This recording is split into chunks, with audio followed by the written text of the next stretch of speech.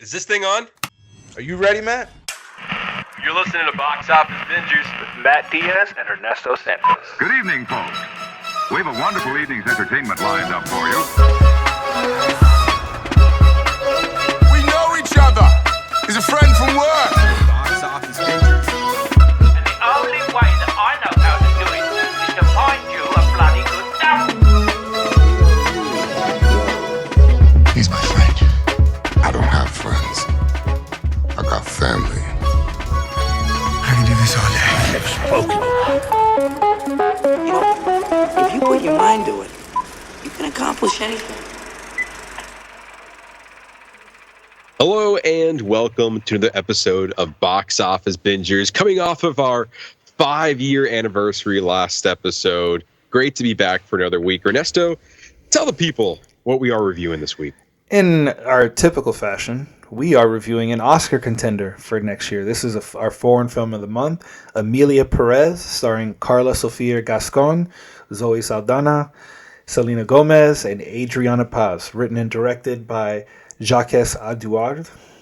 We're also going to be talking about the movie Heretic, starring Hugh Grant, Sophie Thatcher, and Chloe East, written and directed by Scott Beck and Brian Woods, the duo behind 65 and co-writers of A Quiet Place. And plus, we got some news.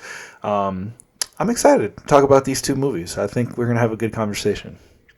Yeah, I think so too. And what's interesting about Emilia Pérez, because I was a little bit confused. This is a French movie, first of all. But the entire movie is spoken in Spanish. Correct. But it's produced in France. But it's produced in France. So I just find that whole dynamic quite interesting because I'm sure it happens more often than not. Yeah. Like, you have they're spoken in different languages. But I had to double check to make sure that this was indeed a French film. And yes, France is making this movie their official selection for the Oscars. So I find that interesting. And yet, everyone's just speaking Spanish in here. So that's the part that kind of intrigued me the most. There's some English in there. That's right. That's fair. There is some English. I don't think there's any French, though. No, not at all. No. Not even like a commercial in the background. Nothing. No, absolutely not. This is our foreign film. I look forward to having that conversation with you, as well as Heretic. Heretic is like one of those. It has that thriller vibe that always grabs our attention. Like, it has an interesting premise, and it kind of gravitates us to want to see it. So we kind of want to talk about both of those movies this week. And we will later on in the show. But first, as Ernesto said, we got a little bit of news to cover. And this week's news is brought to you by the casting department. They are working hard right before the holidays because every little piece of news we got for you this week is something casting related. And it's kind of light given that Thanksgiving is coming up and the holidays are around the corner. This is typical for when the holidays come around. The news is typically light, which makes sense. But we'll start with the first one. Christopher Nolan is stacking his upcoming film with an all-star cast. In addition to Matt Damon and Tom Holland, two actors we already talked about that are going to be in his new movie, he's added more. Lupita Nyong'o, Anne Hathaway, Zendaya, and just recently announced Robert Pattinson have all been added to the ensemble. Plot details are still unknown for Christopher Nolan's next film, but Universal has already set a release date for July 17th, 2026. Yeah, we don't know too much about the plot or what it's going to be about, but he's at the Christopher Nolan where it doesn't matter. Like, he just, whatever you're going to make, people are going to watch. So he's got name recognition. So it's like, that's why people are excited for it. They don't even know what he's making. They're just excited that that this artist is creating something. Absolutely. And what's also crazy is that he has now come to the point where, I feel like he was always getting big actors to show up for his movies. But I feel like now, especially coming off of Oppenheimer, I feel like we're getting all-star cast, Oppenheimer level all-star cast coming back yet again. Yep. And obviously we see Matt Damon returning for a Christopher Nolan movie.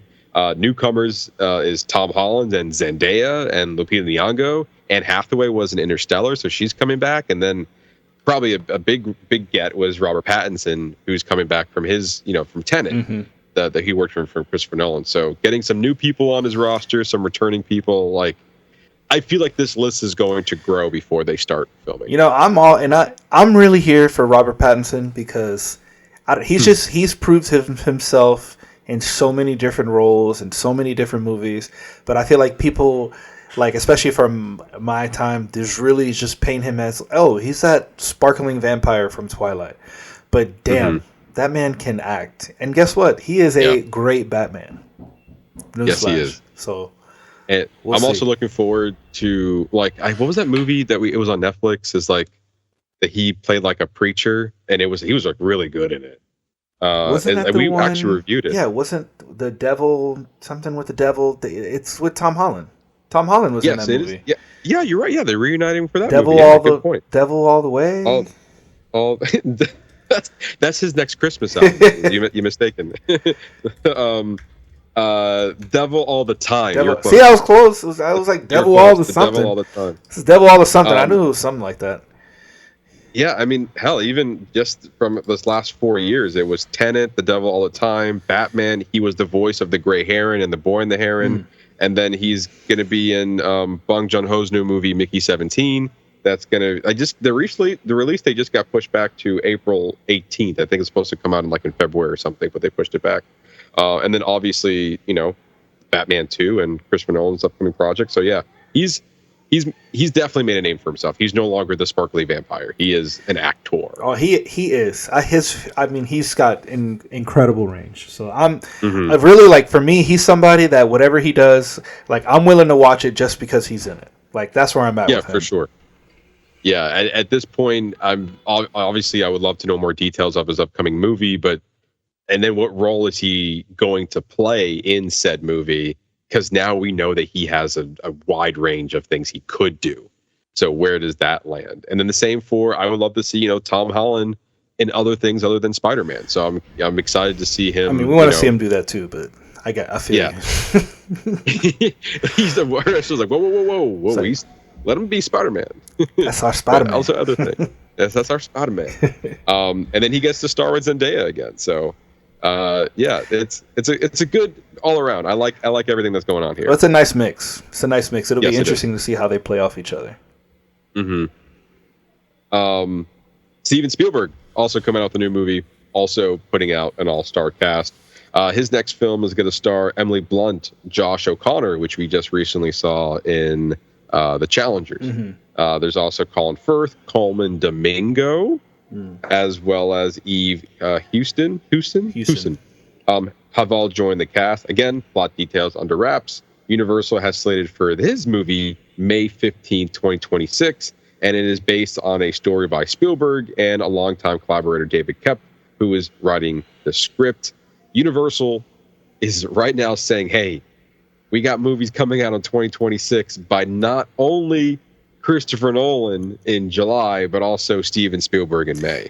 It's just really exciting because it just sounds like it's original content. It's not maybe it could be, and maybe it will eventually be a franchise. If it does well enough, that's the name of the game of how we do movies now.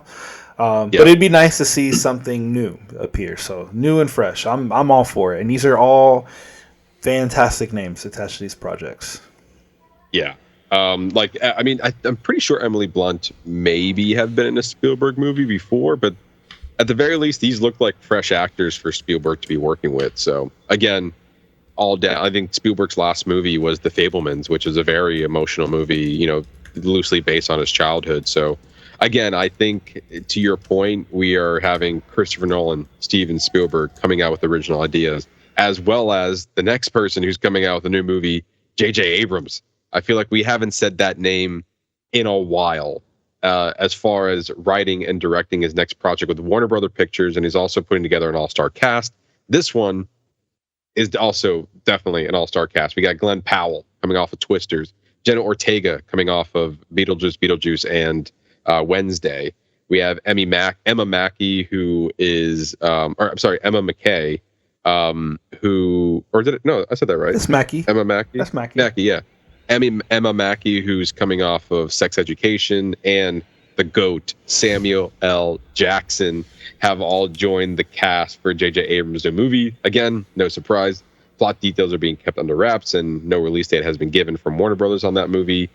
This would be Abrams' first time back in the director's chair since 2019 Star Wars Episode 9, the rise of Skywalker. It's kind of crazy that it's been that long since we've seen a movie from J.J. Abrams. We know that he's been producing a lot of stuff. Primarily, most recently was Batman: The Caped Crusader, and we know that he had this deal with Warner Brothers that he was going to do a lot of DC content, and I'm sure that took up a lot of time, and that ultimately just went nowhere. With, I think that the only thing to show for it was the Batman Caped Crusader.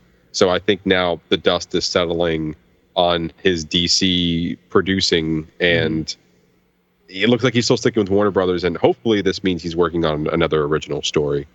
Yeah, I mean, that's all we can hope for. Like, he's done his franchise work. Maybe now it's time to do some original content. Yeah, I would like to think the last original movie he maybe worked on was Super 8, and that was quite a bit ago. Yeah, it was a long time ago. Early 2000s. Because after that, he was involved with Star Trek and then Star Wars. And yeah, I think it will be really refreshing to see something original come from him in the director's chair. Yeah. But also, I mean, even Glenn Powell, Samuel Jackson, Jenna Ortega, great names to attach to your next movie for sure. All names that go, they're all synonymous. Like, you hear their names and you go, oh, well, now I kind of want to see it just because they're in it. Especially Glenn Powell. I'm a huge Glenn Powell fan. I think he is like shooting up to, he could be like the next Tom Cruise. That's how I'm seeing him. Yeah, and what's funny is that Tom Cruise said that he can be the next Tom Cruise, and Glenn Powell's like, I don't want that responsibility. He's like, I'm not going into Scientology. I'm just kidding. He's like, I'm not jumping out of planes with no parachute. Yeah, you nuts? Yeah, I'm not doing that. I'm not doing that. No. It's really funny. So 3 very prolific. No, that's not going to work. Prolific. 3. Thank you. I was going to move over to legendary. 3 legendary directors. Works. Yeah. 3 legendary directors working on new projects, probably original stories, all getting all-star casts. I like everything about this. I'm here for it. I'm assuming if he's putting his cast together, we're also going to get a 2026 release date on that. Yeah. So 2026 is looking nice right now. Moving on to other news, Apple TV Plus has given a 10-episode series order to a TV adaptation of Cape Fear, now starring Javier Bardem, starring as Max Cady, who was, if you saw the Cape Fear film, directed by Martin Scorsese, that was played by Robert De Niro. Fantastic film, if you've never seen it. Yeah, I have not. And I know you told me that last time we talked about the story. Yep. Sure did. Per the official log line, a storm is coming for happily married attorneys Amanda and Steve Bowden when Max Cady, played by Bardem, a notorious killer from their past, gets out of prison. Nick Antosca, series creator of The Act, Candy, and Brand New Cherry Flavor, will serve as showrunner, writer, and executive producer. Steven Spielberg and Martin Scorsese will also executive produce. This seems like a good idea to make a series. Once again, Javier Bardem, a name that once you hear his name, you're automatically interested. And I'm going to talk about it later because he was in Monsters, the Lyle and Erik Menendez story that's on Netflix. I recently finished it. I'll be talking that in What You're Watching later on in the show. So I'm on board for this because this man has incredible range. I mean, I don't know if you've ever seen No Country for Old Men. I did. But that is probably like one of his best roles. Like, and he plays, it's so creepy how well he plays like a psychopath. I was literally just about to say, I don't know, I haven't seen Javier Bardem in a movie. I'm sorry, in a series. And I mean, you just brought one up. So, and he has been, like, I don't even want to. I'll talk about it later. That's a later. You can skip ahead and you can hear what I said. Yeah, I'm looking at his. Oh no, he was in a miniseries. No, he wasn't. Yeah, no, I think this is like his more recent run into television. Just went the last couple of years, and I don't see any TV roles except for Monsters, the Erik Menendez stories, or the Menendez brothers. What is it? What is it called? Monsters, the Lyle and Erik Menendez story. Yeah. So between that and Cape Fear, it looks like he's getting some good money doing the limited series runs. But But yeah, so you can look forward to that coming to Apple TV Plus. And lastly, Sophie Turner, best known for her role as Sansa Stark in Game of Thrones, is in talks to play Lara Croft in the upcoming Tomb Raider series from Prime Video. Fleabag creator and star Phoebe Waller-Bridge will serve as writer and executive producer for the series. Interesting choice for a Lara Croft Tomb Raider. I never really saw Sophie Turner as more of an action star, but I know she played Jean Grey in the later X-Men movies. I'm here. I could see it. I mean, she's got the look for it. She can look like a Tomb Raider. Like now how she does in it. I mean, she was fantastic at Game of Thrones. Like I don't know. I haven't seen anything that I don't really like her in. So yeah, I think she was okay as Jean Grey. I didn't particularly love those movies. I think she was Apocalypse and what was the other one? Dark Phoenix. Those movies are Phoenix. Movies are not good. Yeah. Not good. No. So I didn't really care for her in that role. But I mean, she was good in Game of Thrones. But then, I mean, I don't know. Do we need a Tomb Raider series? We had the Angelina Jolie movies. I guess. I mean, those were like a really long time ago. Yeah, those were quite a bit ago, and then they did have recent success with the Tomb Raider video games. They came out with a trilogy of games that kind of gave a resurgence on the franchise. And then most recently, there was a Lara Croft Tomb Raider anime series on Netflix starring Haley Atwell, who's Agent Carter. She was the voice of Tomb Raider. So I think there's some legs there. And this is obviously a live action adaptation. There's Phoebe Waller-Bridge, coming off of Fleabag, and she was just recently. I think she just starred in Indiana Jones and Dial of Destiny. So like, I can respect her. I haven't seen Fleabag, so I don't know. I know it had a lot of praise around Fleabag. Didn't it win at the Emmys? I believe it won at the Emmys. It probably did. Yeah, I wouldn't doubt that. Pretty sure. But yeah, I think given her history, I think she can put together a good series. Yes. I just don't know about Sophie Turner. So Fleabag won in the Emmys. It won Outstanding Comedy Series, Outstanding Lead Actress, Outstanding Writing, Directing, Casting, Outstanding Single Camera Picture Editing for a Comedy Series. Oh my gosh, it like sweeped. Golden Globes, Best TV Series, Best Performance by an Actress in a TV Series, Musical or Comedy. The BAFTA Awards, the British Academy Television Awards, Best Female Performance, Critics' Choice, Best Comedy, Best Actress, Best Supporting Actress. These are just a partial list. I haven't even looked at it. It's got a lot of praise for it.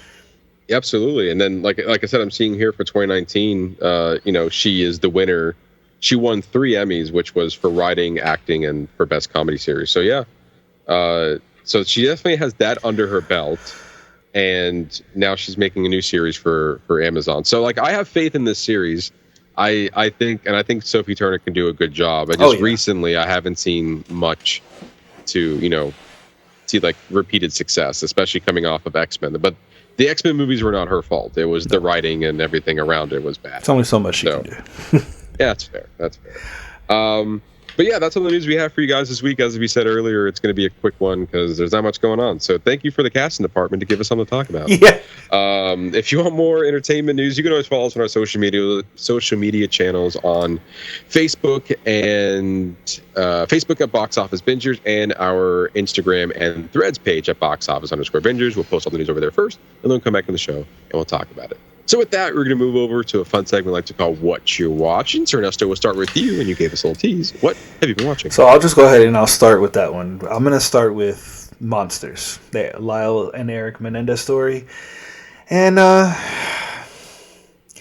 don't know if good is the word I would want to use, because it is or entertaining, because it is a well put together narrative of them taking all this information in different accounts and taking creative liberties to kind of tell the story of these two brothers and to help us explain why they viciously murdered their two parents with shotguns to the face multiple times. Oh my God. Oh, and this is the thing. I didn't realize that was the story.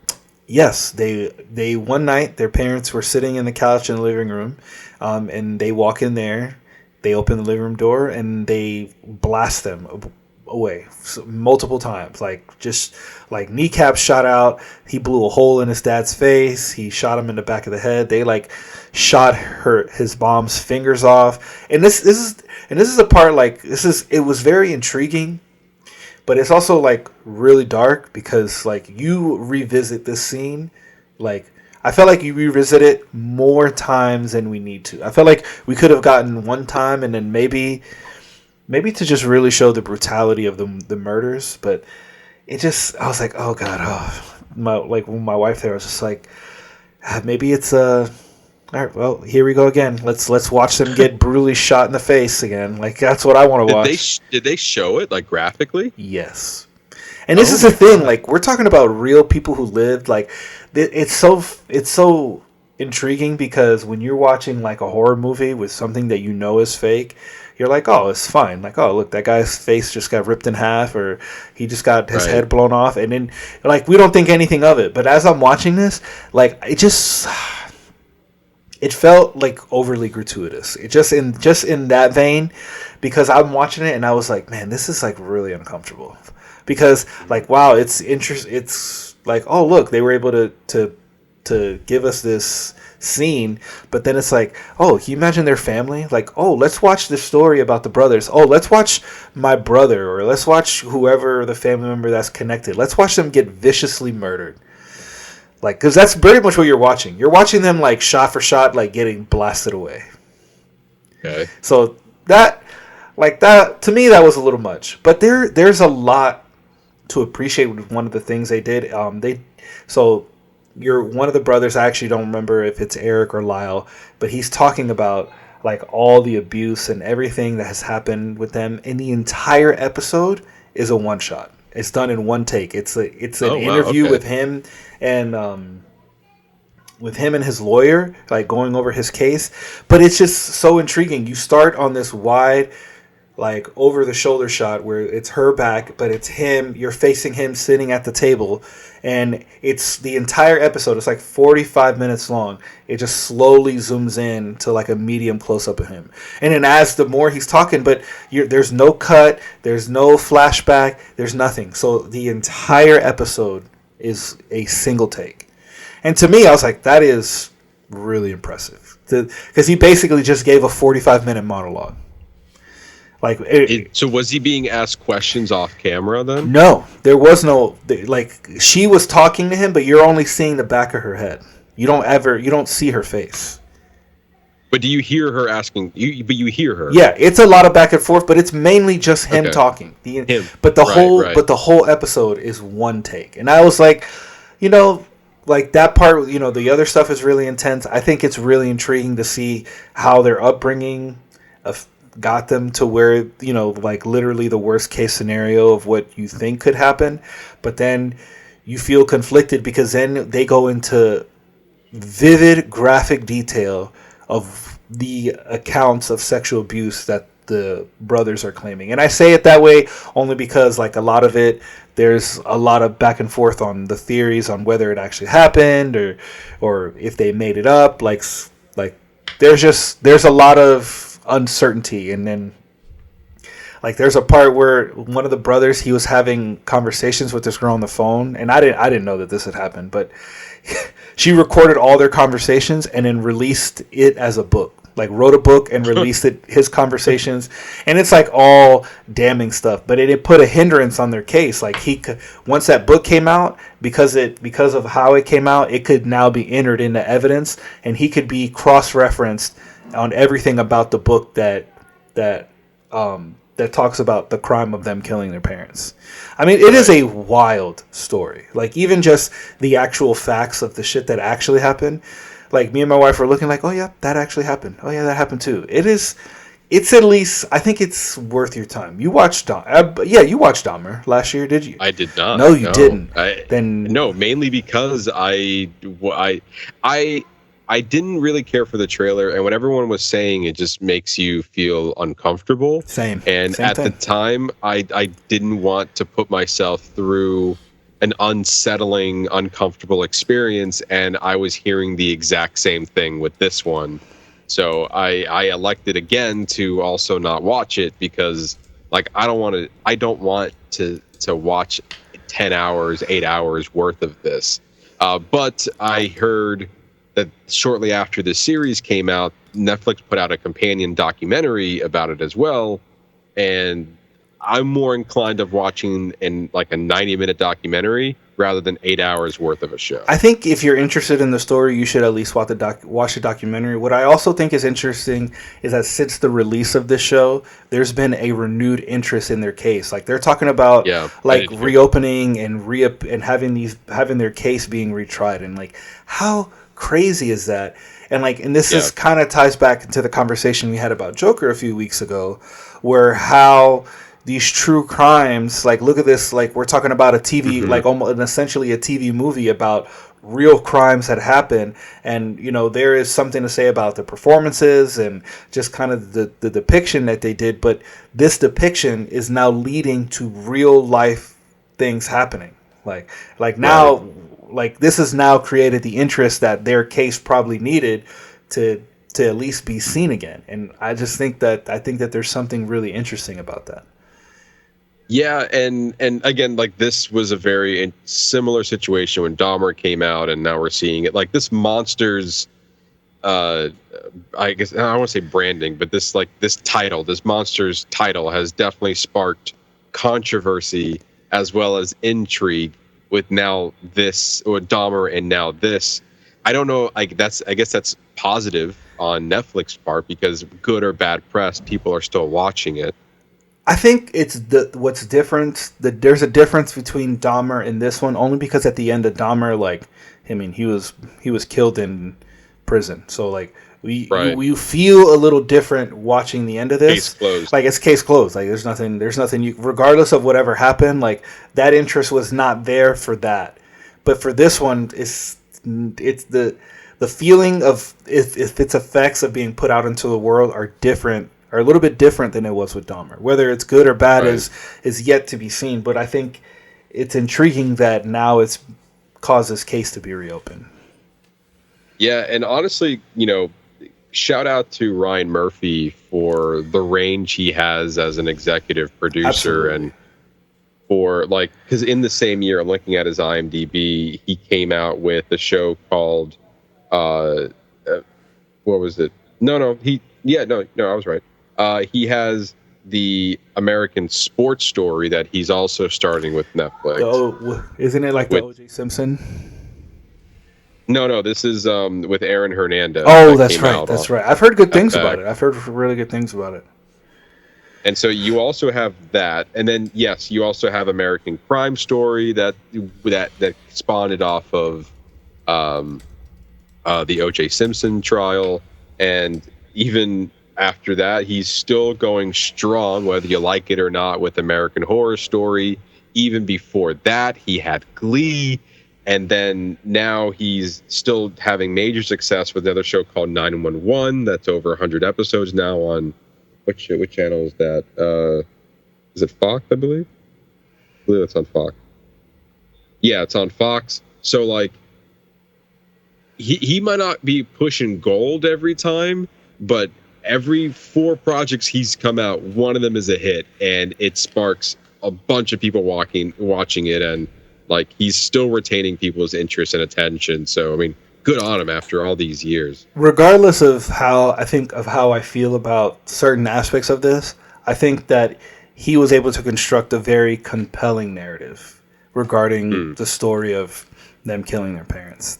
I think if you're slightly interested, it's like you should maybe go Matt's route. If you're kind of adverse to it, like that gratuitousness, then I would say watch the documentary. If not, then I would say check this out. I think it's at least worth a watch if you're interested.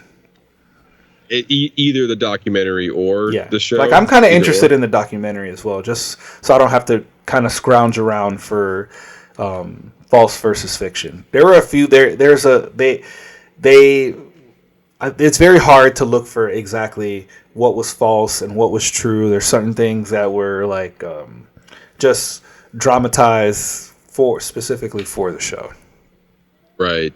And just to clarify, the documentary is on Netflix, and it's called the Menendez brothers, and it's on Netflix. It's a 2-hour documentary. Okay. So, and it literally the tagline says 30 years after the murders, the brothers tell their story. So I don't know if we actually hear from the brothers in this documentary, but like I know that a lot of people, because the show came out September 17th. I'm seeing here the documentary came out October 7th. So that gave people 2 weeks to binge the show. And then instantly, if you wanted more content, here is this documentary. So interesting. There you go. All right. So then I got one more, which is, and I kind of wanted to wait till I finish watching it. But this show is just so damn good, and I'm talking for those just listening. I'm talking about Kevin Can F Himself, starring Annie Murphy. This is her new show. It is. I don't know. Have I talked to you about? I think we were going to have Whatcha Watchin a couple weeks ago, and I was going to talk about it because I already have the graphic ready. I'm sure. Did you have we talked about this yet? We have not. So this show is actually incredible. It is like a sleeper hit. It's a mix of single cam and studio cam, but what I really love is that their use of when you're in multicam and when you're in single cam is specific to the story. So it's about her husband who, like, she's having marital issues with. He's kind of like just like a generic drunk asshole. So when you're with him, you're in this multicam setting and you've got this like 90s laugh track, multicam, like fully lit set. But they use that as a way to show that he's like in his fantasy world about his drunkenness and his antics that everybody laughs, everybody kind of thinks it's funny. But then when you're by herself, it's like very dark colors, like very kind of like almost like kind of depressing, but it's done in such an effective way that it makes the story so intriguing. It really is like a sleeper hit. I just love the dichotomy in the multicam and the laugh track. Like he would just say the most insane shit and then laugh, and then you hear this laugh track over it, like trying to make it digestible. And it just, the hijinks, like of the different things that happen in a multicam really resonate with like 90s TV, like these crazy ass situations that would like never happen. He somehow puts himself into, but you mix it with like, well, now you have to deal with the repercussions of like those weird hijinks of that, things that you would see and we would like laugh at as like, you know, the stupid husband. And what's really interesting is that they actually this show has a direct connection to Kevin James' show. What is the name? It's Kevin. What? Yeah, it's here. I was doing some research on it. So the title of the show, Kevin Can F Himself, is a direct reference to the CBS sitcom Kevin Can Wait, starring Kevin James.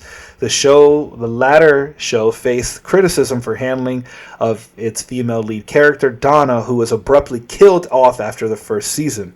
Kevin Can F Himself takes the critique and turns it into a meta-commentary on the tropes and limitations of traditional sitcoms. The show satires the often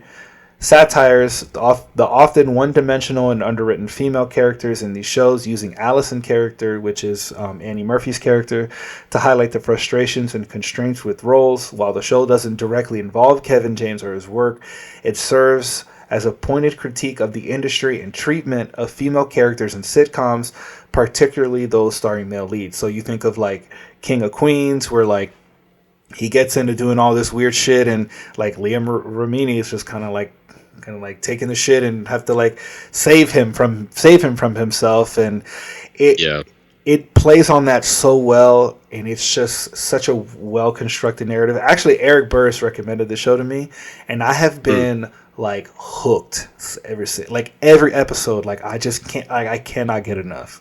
Like this is one like I just really highly recommend. I believe the whole show is out now. I think it's only 2 seasons. Is what they ended up doing, but then that's it. I think I'm gonna be sad when it ends, because I'm just enjoying it from start to finish. Like every minute of it, I'm enjoying. Yeah, I heard a lot of praise for this show when it came out a few years ago. It only lasted 2 seasons, whether it was meant to be 2 seasons or not. as you see there, was on AMC, and each season's 8 episodes long. So there's only 16 episodes total, and it was from 2021 to 2022. So it's been out for more than 2 years now. And yeah, this was like one of her first roles coming off of Schitt's Creek. And I heard nothing but high praise about it. And it was a show that I remember watching the trailer at the time, and it looked interesting. But unfortunately, like more often than not, you see a trailer, you said, I'm going to watch it, you forget about it, it falls to the wayside, and then not a lot of people are talking about it. So therefore, you just go on and watch something else. And then one of those shows like you were just mentioning, and it was actually really, really good. It's a sleeper hit, but unfortunately never got to the masses for everyone to start watching it. Like, to me, this show highlights the beauty of streaming, because now, like, this is a show like you didn't know it was there, but then now that you know that it's there, it's like waiting for you just for it to be consumed, as opposed to like, and then you think like, all that time I was doom scrolling, like I could have just been watching this shit. Like, damn, I was really, and then you wonder like, well, now I know that there's probably another one that's like this out there. So I just this a show like this kind of just highlights the beauty of streaming. So I'm here for these kind of late finds. And then also in your case, Ernesto, you've been telling me, like, I could be doom scrolling, all of a sudden you're like, hey, remember Succession? Yeah. Remember you said you were gonna watch that? Why haven't you started that yet? Yeah. And then I'll be like, I don't know why I haven't started it yet. I'm trying to find time to watch 4 seasons worth of a show. It's like, just find time to watch one episode, dumbass. Yeah, and then you just go from there. Let yourself get sucked in. Yeah. But other than that, that's all I got. I'm not done with it yet. But then once I get done with it, I'll kind of give you a report back. And plus, I'm still kind of watching Shogun too. But once I got hooked onto this, that show kind of got put on hold. I'll come back to it and finish it. I'm almost done. But okay, that's all I got. All right. Well, there's a movie that you had recommended a couple weeks ago, and over the weekend I had a pretty free weekend, and I was kind of happy about it because I watched a whole bunch of shit. and one of which I'm not talking about everything that I watched, but one of which that Ernesto you recommended was Young Woman in the Sea. And I have to give it up for this film coming from Disney. Great movie.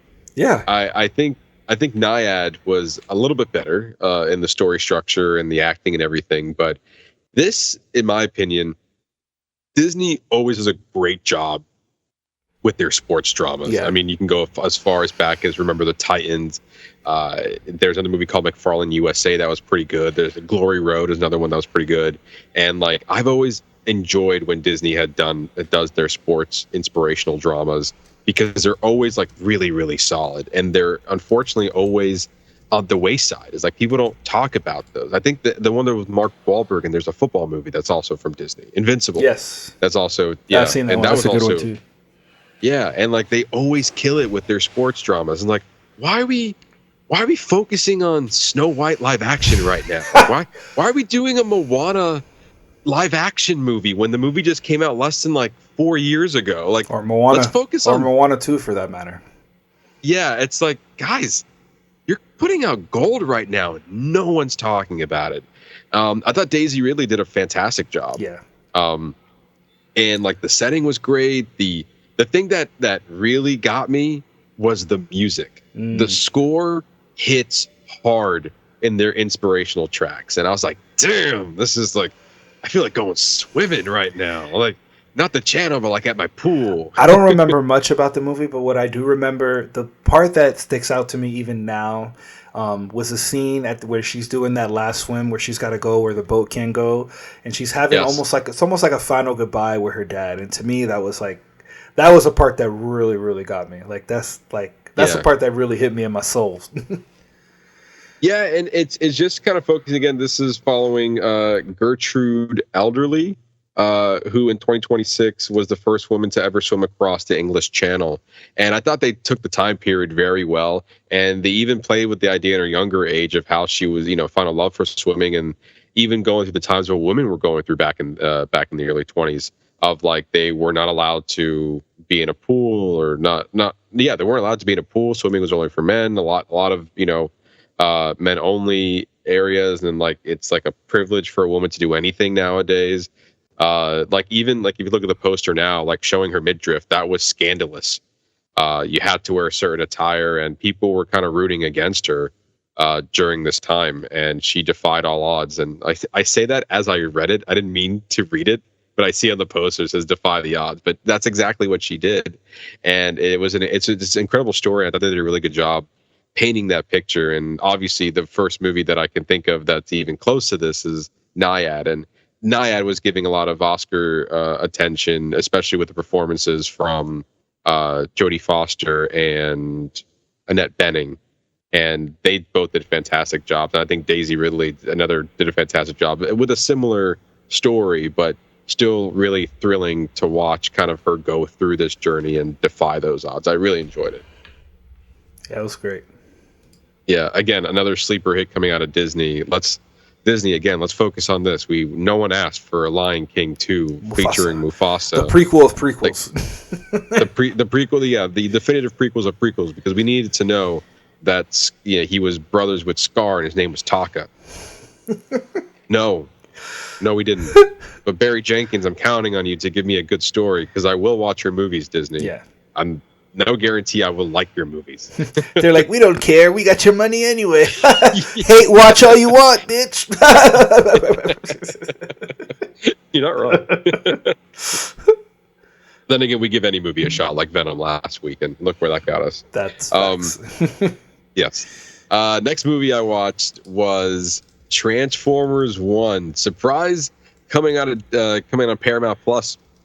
I was actually unexpected in my part, because I did not know this was coming. And as I was preparing for a nice, relaxing, movie-filled weekend, I was like, "Oh, look what Paramount did, putting out Transformers 1." I had a great time watching this movie. Yeah, it got good reviews. Seemed like it'd be like a good, decent film. What would you compare it to, like level-wise? Animated, you mean? Yeah. Like compared to other animated movies? Like quality level, I guess really is my question. It's hard to say, because I really enjoyed the score. I really was down for the story, but it was also very, like I would say under the level of, say, the first Kung Fu Panda movie. Okay, which I haven't seen. It was, which that's right, you haven't seen. So I wouldn't, because my next guess would be like, say, How to Train Your Dragon, but that movie was emotional, and I don't think this movie was emotional. But it's basically comparing to Kung Fu Panda. It's a movie that's generated, it's meant for children to like enjoy with all the stuff there, but there's a lot for people who enjoy the franchise, as well as for the adults to kind of latch on. And I was quite surprised with like the level of entertainment that I got from this. Is like a really solid story of them trying to find who they are and kind of searching for what should be able to make this place a better place to live. And I forgot exactly what they're looking for.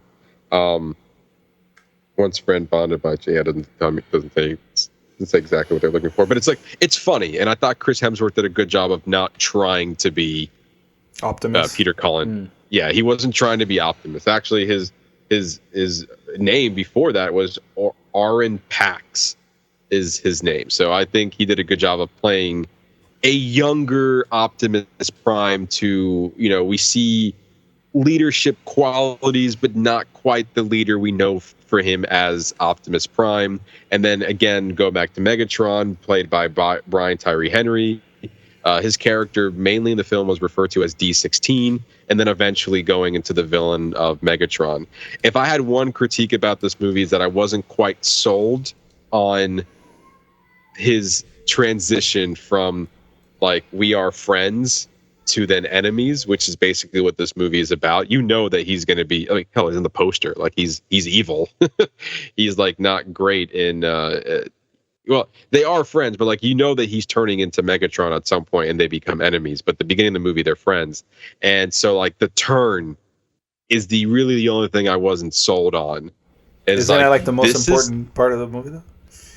In a way, like you can like it's almost like he was filled with revenge of the hierarchy of the situation that they're in. So like he was progressively getting more and more mad at this centennial I forgot what the character's name is. Played by John Hamm. Sentinel Prime is his name, and he is now the new leader. And then obviously later we found out that he deceived everybody, and that makes him angry. And then progressively, like that anger turns into like revenge, and he needs to be stopped. He needs to be killed. And Optimus is trying to go a different way about it. But then Megatron is like, no, we need to kill him. He needs to pay for what he's done. No more leaders, all that stuff. I can never follow anybody again. And I feel like that turn just didn't do it for me to be like, even when you know, the threat is eliminated, you still don't like now your best friend who did nothing wrong, but yet you are consumed by rage and you can't look past that. And I was like, okay. Yeah, sure. Like, all right, I guess. All right. Yeah, I sure we can play that game, I guess. I just imbibe. But for Optimus, I did. Like I liked his transition of like he's just trying to do good and trying to be the best that he can, and then those are good leadership qualities that will eventually, you know, you see from the Optimus that you know and love from the later iterations. So as far as like an origin story, it was solid. Even Keegan-Michael Key, he plays B127, which is Bumblebee, and he was your comedic relief. He was hilarious in this movie, and the action was like nonstop. Like it was pretty good. They had like this fun-filled race in there, and like a little bit of like of a underdog story in a way. And then that turned into like we have to stop the big bad guy. Well, it sounds like it was just a fun kids movie.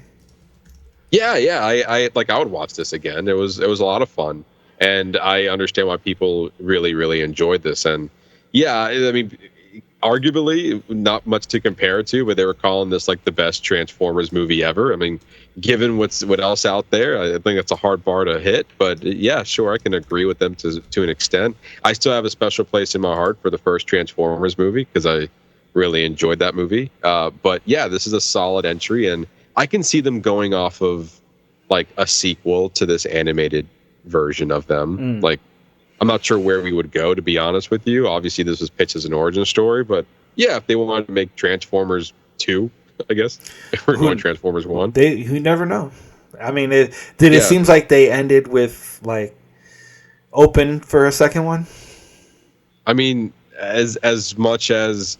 And now the adventures of Optimus Prime and Megatron continue. Like we know what that is. We see it in all the other stuff they came out with. So like, if anything, you're just going off of this iteration of it, rather than like, and now they are enemies for life, and you see that throughout all the movies, and like but this is how they got here. So like the movie ends with Optimus Prime and Megatron. Like, they are now those characters. What you do with it is, I guess, you can take it like, and now they continue to the rest of the movies, or they can start spinning off on their own thing. I don't know, but like that's what we got. So, yeah, I liked it overall. I think eventually, I can see you watching this in the near future, Ernesto. Okay, I'm sure because the kids wanted to see it, and I think we were just waiting for it to hit streaming. So yeah, about that time. Yeah, I think as the holidays are approaching, need stuff to watch. This is a great one to put in the background or focus on. I feel like it's one of those things where like, oh, you want to watch that Transformers movie? Fine, I'll put it in the background. And then you're like, well, wait a minute, hold on. It's like, hold on. Wait, what happened? Hold on. Yes. Yeah. It's like, what's going on? It's like every time you walk by, you stop for a little bit, you sit down, and then you're there for the rest of the movie. Yeah, exactly. He's like, oh, okay, not bad. Then I went to the theaters. Man, I saw a flick. Oh, sorry. Go back to Transformers just for 1 second. I just want to put it out there. I know we have a soft spot for this, but this is the person. Josh Coley was the director of Transformers 1, who made Toy Story 4. Will I like it then? Is the better question. Yes. Okay. Well, yeah. You didn't like Toy Story 4 for other reasons. It wasn't, but he made it. Like, it was still that it was made. I'm just kidding, but not really. Yeah, I'm trying to look at his. What else did he direct? I think it was just Toy Story 4 and then Transformers 1. Like, I think he's a good storyteller, especially with the animation. The animation looked great too. So like I think he's a good storyteller, but obviously we had problems with that particular story they told with Toy Story 4. But just to let you know, he's a good director. I like. Okay. Anyway, next movie, Red One, starring Dwayne The Rock Johnson, Chris Evans, Lucy Liu, and J.K. Simmons. It was fun, Ernesto. I had a good time with it. Did you know? It's goofy. It's goofy, but I was entertained. It was 2 hours of pure entertainment. It just seems like a movie that needed to be on streaming. Seems like a streaming movie. I mean, the budget wouldn't say that. Well, that's because didn't they shoot it in like IMAX or in Dolby? Like, I think they shot it with like really expensive equipment, didn't they? I thought I remember reading that. I wouldn't, because it's like all over Dolby. It's in like all the premium theaters. Yeah, it's all the premium theaters, and the Regal that I went to is like that promotion art is everywhere, including the bathrooms. Like on the mirror of the bathroom, it says naughty or nice. I'm not sure if that's supposed to be what sink I'm choosing or what, but they are heavily promoting this movie throughout the theater. And I'm sure now it's going to be consumed by Wicked or Gladiator, but for a week they had it on lock. And yeah, I'm not mad at it. And then The Rock and this director, Jake Kasdan, has worked together before. He did Jumanji and Jumanji 2, which he's worked with Dwayne Johnson on that. So he's familiar with the action comedy setting. And I think he does a pretty good job giving the level of Jumanji into Red One. And when you have this idea, very similar to Jumanji, where it's like we're going into this video game and we're having fun with the idea that we are in a video game with this setting. And I think that Jake Kasdan did a good job of having fun with the Christmas mythology of like Santa, the North Pole, reindeers, snowmen, polar bears. Like he took all this and gave it this like action-packed like facade, and then they kind of like, hey, you remember Christmas, right? You know what a holiday movie is supposed to look like, but let's throw some action in there, and then this is what you get. And I'm like, okay, I can respect that. He also has fun with other Christmas or holiday lore as well. Like we see an appearance from Krampus and other holiday themed characters that you would expect in a setting like this. So I was like, okay, this is an original story, and I don't hate it. I think Chris Evans leans into a role that he had played before Captain America. He was like this smart ass tech guy that knows things, and like it's very much Johnny Storm. Very much, if you remember the movie The Losers, he was also like the tech guy in that movie as well. So like I feel like he leaned into that role. And then, so he was like the funny man to go against Dwayne Johnson, who is the straight man. And I thought that pairing was fairly well. And then J.K. Simmons is Santa.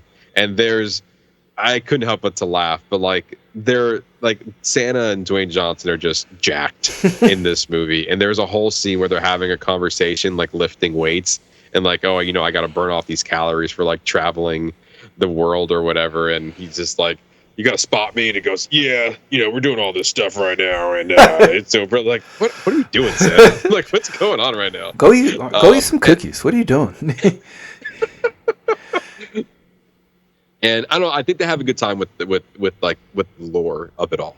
And I think that's what I appreciate. It's like, okay, all these things are familiar, but now we're giving it this like action adventure. And it wasn't the best movie I've seen, but not by a long shot. And the ending is what you would expect it to be. Like we just have this action,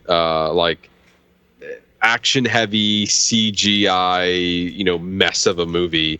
By the mess of an ending by the end of it. And like I didn't really care for how the movie ended, but I was along for the ride for the majority of the movie, and I guess that's all I could really ask for.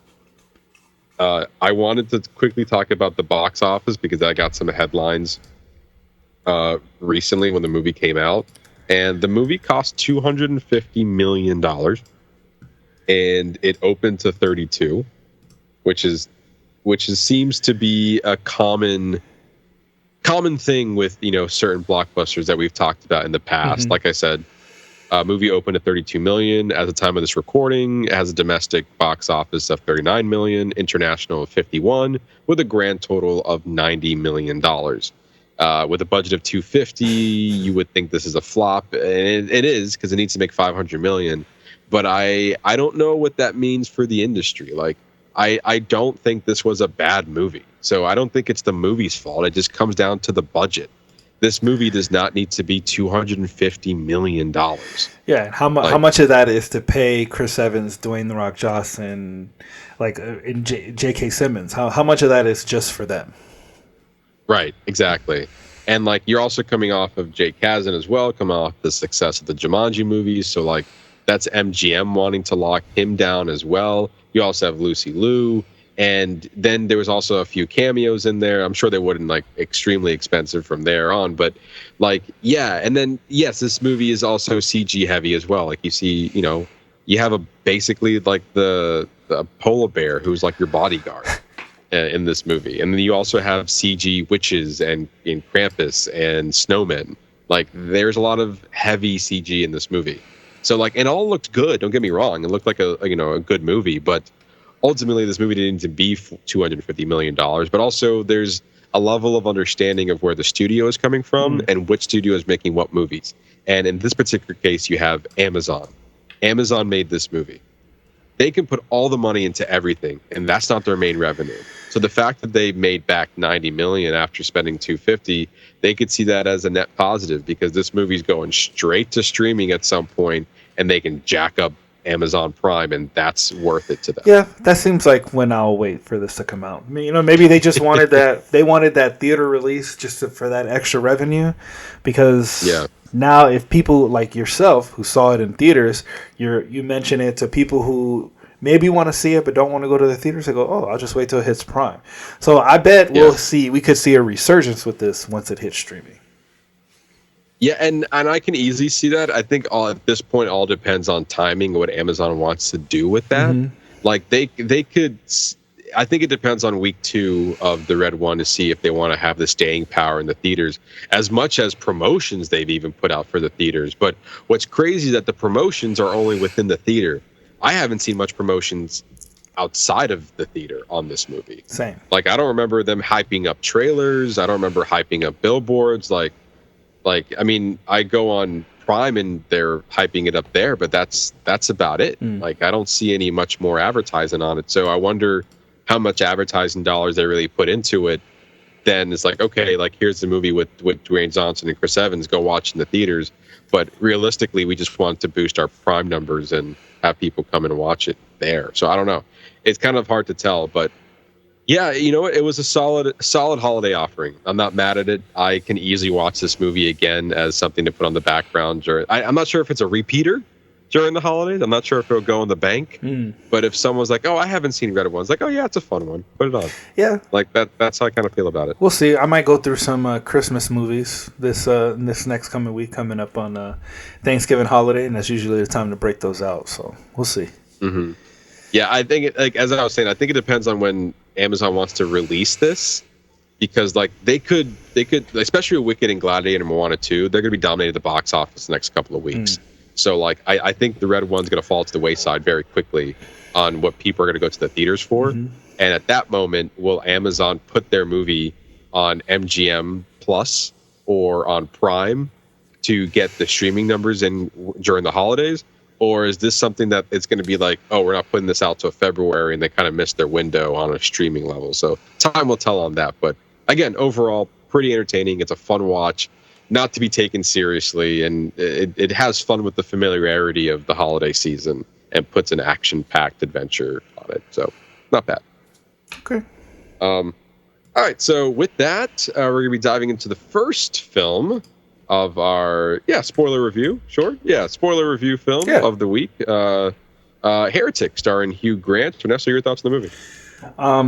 This was a kind of a sleeper for me.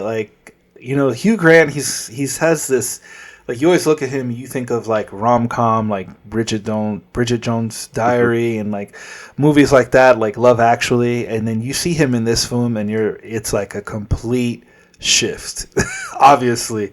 Yeah, no kidding. I was surprised at how much I really, really enjoyed this movie because I'll be honest, when I first saw the trailer, I kind of wrote it off.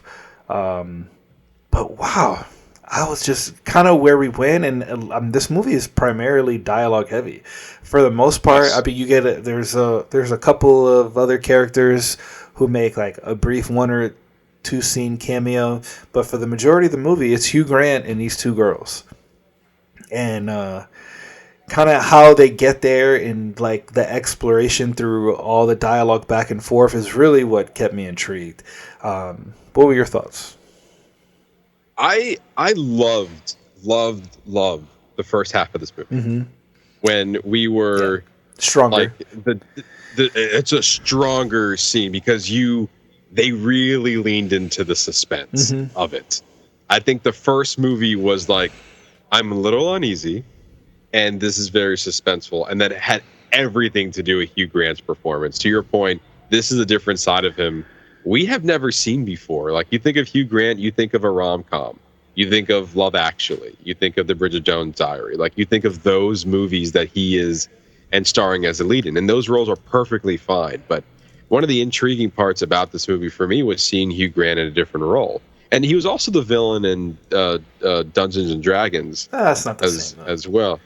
Yeah, it's not the same. It's still different. A comedy. That I mean, that's completely different from this. Also, what I will say is something that really stuck out to me is their use of sound design and just how it plays into the movie in different scenes with like all the clicking and the locking and the storms outside, and then like at certain points there's just deliberate silence. I just think it was used really, really effectively.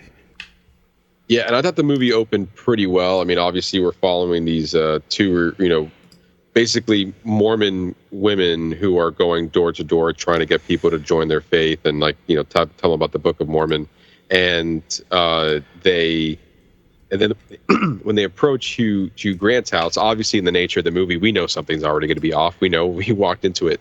But he presents himself in this warm light and kind of very inviting. And then we slowly see that turn. And I think it's those smaller moments that really allows this movie to breathe and really has this unsettled nature to it that you really don't know what the next move is, and you can tell that he is playing this large game of chess right now. Yes. And every word that they say, he's inputting that information and now calculating his next move. And I think that was so much fun to watch because you're literally sitting here as what is he going to ask? What are they going to say? And how is he going to respond to that? Yes. And I think what makes it so good is that you're given the situation that we believe that you can 100% believe can happen. It's because, they meet somebody who's so welcoming, and, the common thing that people always say is either you don't answer or you just, you push them off or you laugh them away or, people, it's not very, it seems like it's very rare that people will be so welcoming and inviting to hear about what they're advertising, So I think the setup for it is what makes it so believable. So you're already going into it there's not that much suspension of disbelief. Right. Yeah, for 100%. And then now the conversations that they're having, obviously it's very religion heavy. Mm-hmm. This is all a huge movie about religion and faith. And basically, as the poster suggests, questioning everything about what they believe in and then trying in a way to have them not to a way to convert, but also he wants to know where, he wants them to understand where he's coming from in a way, and then playing this cat and mouse game of belief and disbelief and what we expect and all this stuff. And I think that was really, really visually told really well in what he was trying to say with the Monopoly presentation. Well, I think that whole no, go ahead. No. Go ahead. Well, I was just gonna say that I think that whole scene was just really well put together. Like he kind of lays out the whole argument about the big three churches, and then he kind of relates it to that landlord game. Yeah. Which I don't know if that's true. Like I don't know. I don't know if that part. I believe them. I don't know. I think I've kind of searched online. It looks like there might be a game, according to this article from The Guardian, The Secret History of Monopoly, the capitalist board game's left-wing origins. A left-wing feminist, Lizzie Magpie, which I think he's what he mentioned in the movie, that she never gets the credit. That was it. Charles Todd, his wife Olive, a real estate board game. They learned a couple Saturdays. They roll the dice, buying properties, very similar. Everybody called it Monopoly.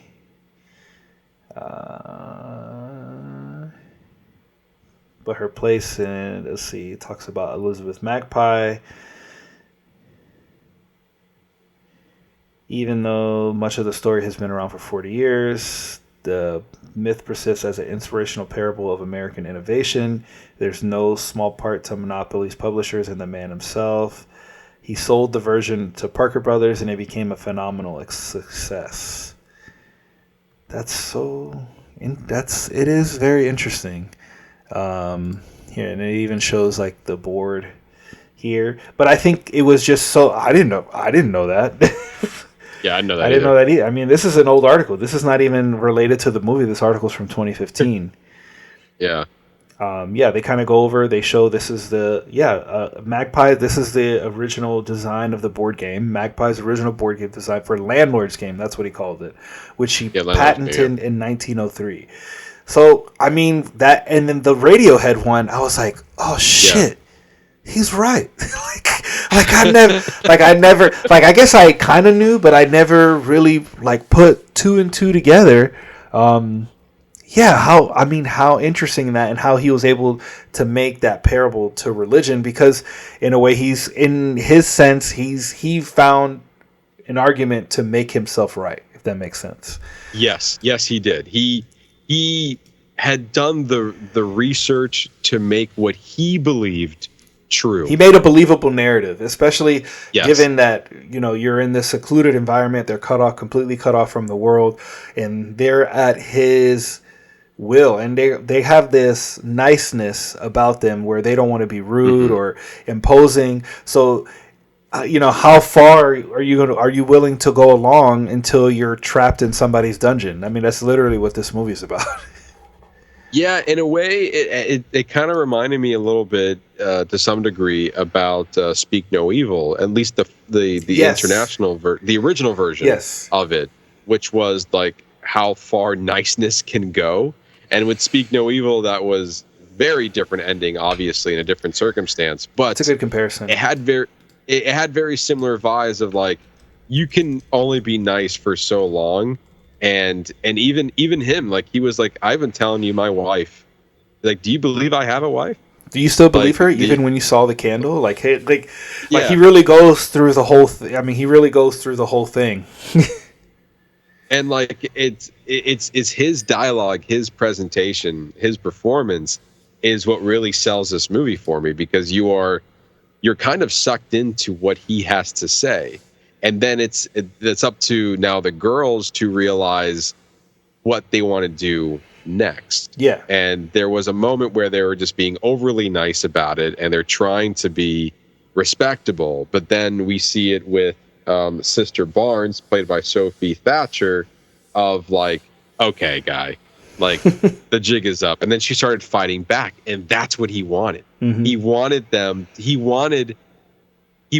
to question what he was doing, and he got like a thrill out of it. Yep. It's like, ooh, a new move now. I wasn't expecting that. He can go right in the book, and like you can see that he's getting like excited over the conversation. Like, okay, now we're really getting into the meat of what we're trying to do here. Yeah, especially the whole belief and disbeliefs thing. How like you're led to believe like one leads out and one leads to the dungeon, when realistically they both lead to the exact same place. So it doesn't Exact same matter. It doesn't place, matter yeah. what you believe. What you believe, what I tell you to believe, and like either way, however you get down there, like I already have a justifiable reason to make you believe that you picked the way that would have led you here anyway. But also, again, what a great setup is like you have these two doors that he's basically forcing these girls to go down or like to open and go down. And like from there, very quickly you realize is that this was a choice that you made, but ultimately it didn't matter. Yeah. Like it was this whole build up to this point at the point of the movie where disbelief, belief doesn't matter. The door leads to the same place. You don't know that, but that's so crazy to see that. Like, come on. And then now you're just thinking like, damn, what mind games is this guy doing right now? And then this is where the movie gets a little weird for me. Not in a bad way, but then it takes a turn that it's no longer the dialogue back and forth heavy that I was enjoying halfway through this. Are you saying like once they get down into the dungeon and we get the reveal, like pretty much at that point, like the movie kind of does kind of take a turn at that point? I think it turns from this suspenseful, cat and mouse game of words into now we're getting into the thriller aspect of it, where that's when it kind of loses me a little bit. It's like, you kind of just went Hollywood, like in a way. Yeah, I could totally see that. I totally see what you're saying. Because then they get down there, and then he said he wants to continue this hypothesis that he's working, or this theory, or he wants to show them that being resurrected is a true thing. And so he has like this charade that's going on with this woman who basically eats poison for the most part. I know it's something else, but I'm just associating it with poison. It was a poison pie. That was a poison pie. And she was able to come back from the dead and like shortly after and was able to see what is truly on the other side after death. Like taking religion out of it and just saying that there is something completely different other than what we all believe in. And then it was in that moment. And then really it gets interesting when he kills Sister Barnes, which I think at that moment sets an interesting moment for Sister Paxton, because she was clearly the weaker of the two characters who was able to go toe to toe with Hugh Grant, who was playing Mr. Reed. So I felt like that to me, it brought back the interest in the movie again, because now basically you have your weakest character going after the person who's now making his next chess move. How does she get out of it when she was relying the majority of the movie off of Sister Barnes's leadership of trying to get out of the situation? And I think that's when the movie picked back up again. Yeah, and I also thought that was really interesting because kind of what you're saying. And then when he does kill her, I feel like when he saw the contraceptive earlier so that he can use that as an excuse to try to kill her later. Because as soon as he kills her, he goes, oh, well, she was impure, so that's why it didn't work. And then he like rips it out of her arm. Right. And then he even predicted, like his prediction came true. He said she will come back later. And then she came back, at the very end. She came back at the very end and stabbed him in the head with the rusty nails and that board. Which I didn't like a lot of time had passed. There was no way that she was still alive and or had the energy to stand up, kill him with the board, and then die shortly after that again. Yeah, but I think because it's a religious movie, I think that's probably tied to like divine intervention, religious experience. Like something is out there, especially this is his ultimate end, and his whole thing is stating that religion is just about control. Once we get the reveal about that the women do die, and he just changes the bodies out, and he's got like a room full of women in cages that he controls, and he basically was like, you're gonna get in this cage for me because like I have led you to exactly this point. But it's funny because when she talks about the key, like I immediately picked it up I was like, oh, I don't think he realized he put it in the wrong jacket when he put the key back, or maybe he put it on purpose to deliberately fuck with them. Like I was kind of floating between those two. Yeah, that's what he was saying. Yeah. Yes, yeah, he did that on purpose because that door was locked by the bike lock, and so she pulled the key out from his jacket, and that he did that on purpose. Like, because he knew that he wanted her at this moment in time. Like, he was calculating every single thing. You think so? I think so. I think that was deliberate. Yeah, like he wanted her to be in that room to get the reveal that in his mind, religion is not about belief; it's about control. And that was the twist of the, not maybe the twist, but like the end game for Hugh Grant's character is like, it has nothing to do with belief and who you believe in, and we have all these different religions out there, and it has nothing to do with your faith. It's everything about which religion is there to control you the best, and to put out the best narrative. And then ultimately, again, like she tries to escape. He gets to her, either trying to kill her. I mean, he stabs her. Yeah, he stabs her again, or like when they get back into the dungeon area. But she stabs him. She stabs him the mouth. She stabs him like. I don't know, where does she, like almost in the throat or like in the mouth leading into the head? Like he should have he should have been dead. He was like oh, come here. He's like chasing her around the house. It's like you should how are you alive? Yeah. Yeah, you're right. He's chasing her around the house. She gets back into the dungeon and then he stabs her, I'm pretty sure.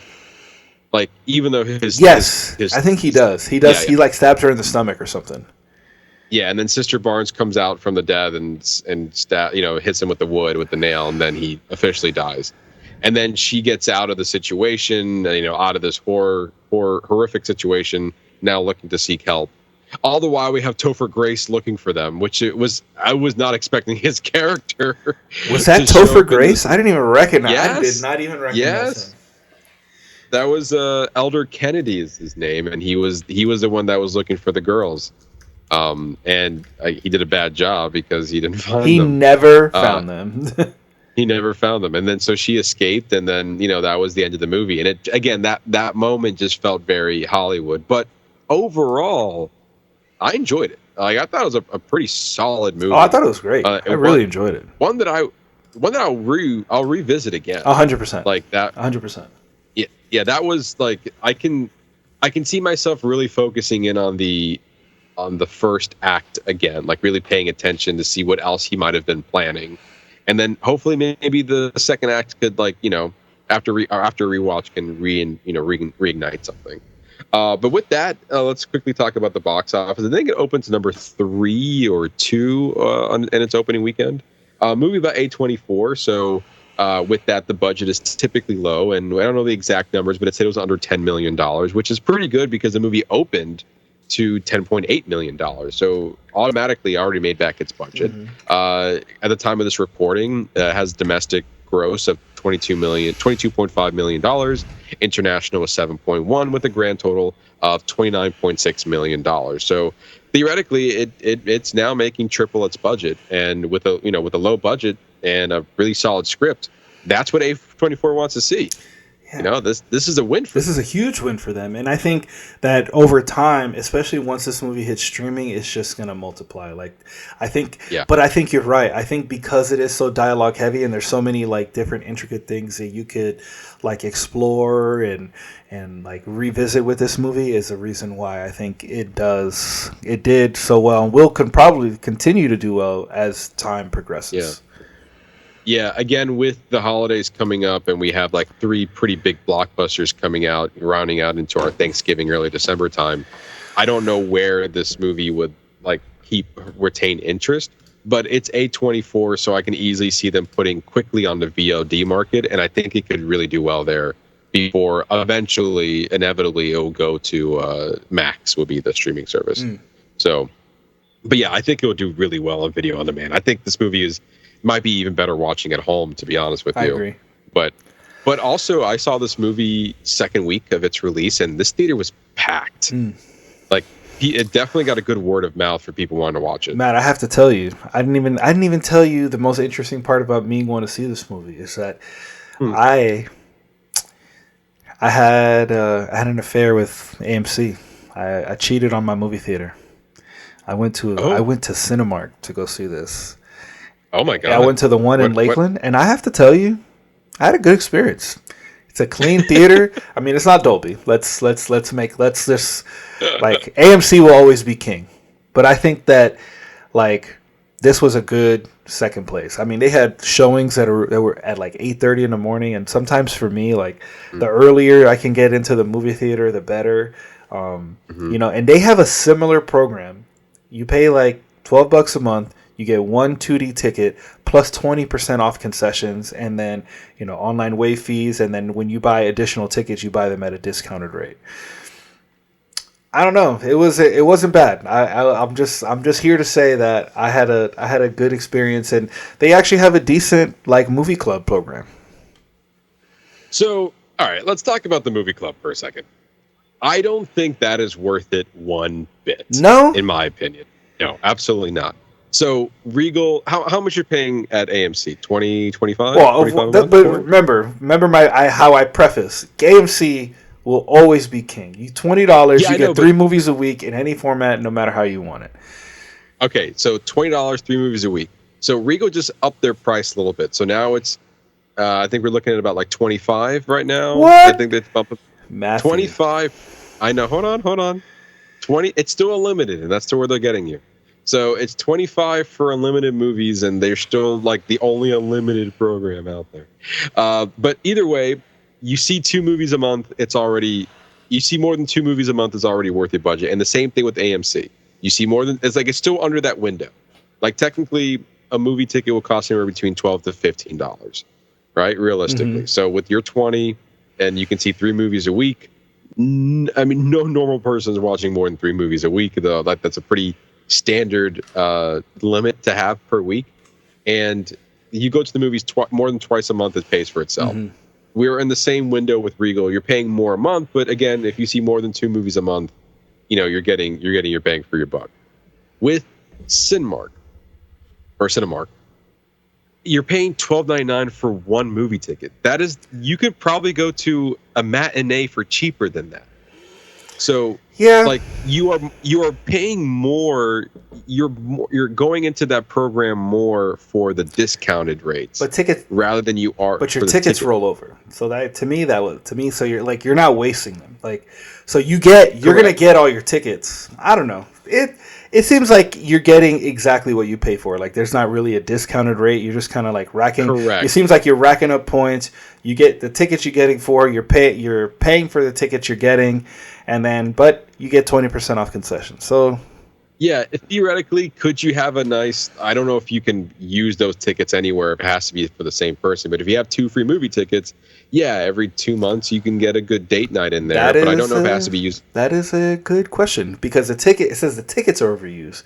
It doesn't say that it has to be tied to that person. So right, which is the difference between Regal and AMC. That has to be with that. And the person. only thing with me that if I'm on this side of town, it is more beneficial for me.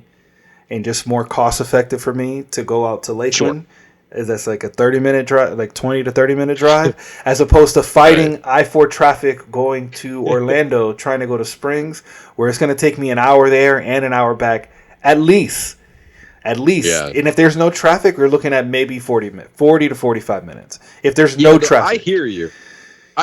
What you're saying. For me, it works out. It works out. Yeah. I mean, I'm not going to leave AMC.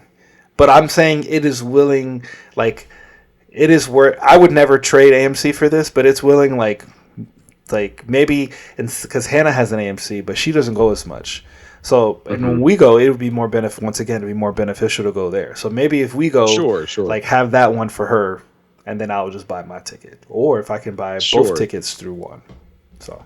Yeah, and obviously that is worth looking into. I just feel like compared to there's no AMC, there's no comparison to AMC or Regal. Like I'm not even saying because even with Regal, those don't. There's an upcharge if you want to see it in IMAX, RPX, or 40X, and depending on each format, there's an upgrade. I believe RPX is $4, IMAX is $6, and then maybe 40X is $8, I believe.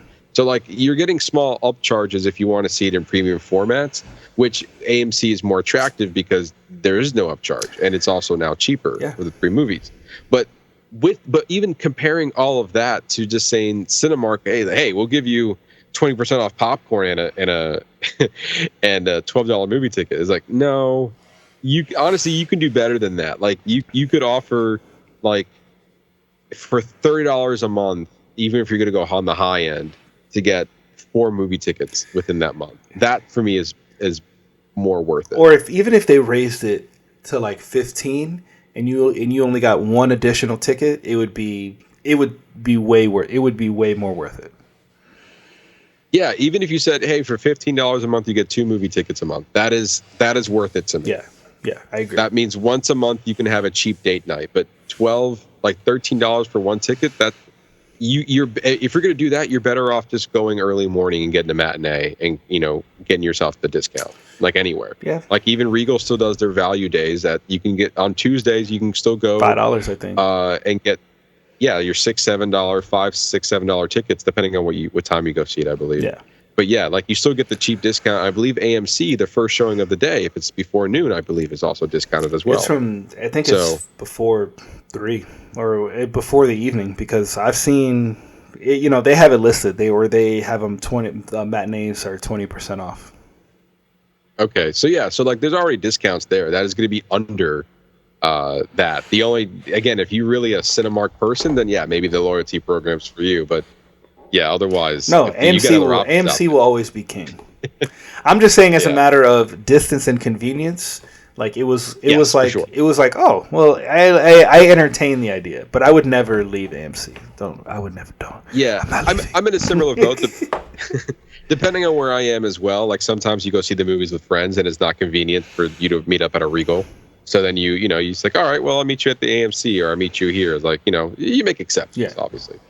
But anyway, Heretic, your final, long story short, Heretic, what's your 5-star rating? I really enjoyed it. I thought it was absolutely fantastic. I think all the different dialogues they put in there, that was back and forth between them, I thought that was really well done.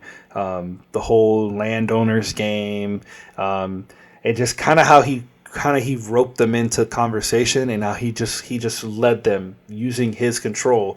I mean, literally when things would happen, he would write a time and a piece of paper, almost like, oh, this next thing happened, and it took me this time to get to this point. So it's just so interesting. I kind of wanted to learn more about him, but I think maybe the vagueness was part of it. And I think there's a real conversation about how great the sound design is. I mean, just the clicking and just how they were able to tie it into the narrative, and like how we get more into the movie, you can feel the themes of the music getting a little bit darker and just hitting a little bit differently as the story progressed. Oh, so my 5-star rating, I'll go 4.5. Actually, I'm gonna go 4. Oh, wow. I'm gonna go 4. I'm gonna go 4. I'm gonna go 4 only because I do agree with you. I do think the ending was kind of Hollywood. Yeah, and because honestly, I'm fine with the Hollywood ending if the rest of the movie was Hollywood, but it's not. The whole movie felt very indie and very like isolated, and I like that about the movie because it really let the dialogue breathe. But ultimately, like, we kind of went a little bit out there for the ending, but I didn't mind it. It just like it didn't match with the first half of the movie, which I feel like we were very cleverly and suspensefully building toward. But yeah, I also give it a 4 to 5. And Hugh Grant steals the show. Absolutely. For sure. Absolutely. And I also personally think that Sophie Thatcher and Chloe East did a really good job going toe to toe with him. Yeah, they played really well, and it was really interesting. As I read an article, is that they actually grew up in the Mormon Church, which is why their performances just seem just a little bit more natural. So it's great to know that they had that extra layer of understanding of people in the church in order to bring that out into these roles. Oh, for sure. I did not know that. So that even makes it even better, and also again more believable of these performances. But yeah, 4 to 5 for me. Really well done. So with that, we're going to move over to our final spoiler review of the week, which is our foreign film, Emilia Pérez. It's currently on Netflix, and it is being eyed as an Oscar contender, possibly looking at for Best Picture as well as Best International Film, also being looked at for Best Performances as well. So Ernesto, we'll start with you. Your thoughts on Emilia Pérez? Yeah, it was fine. It was a decent movie.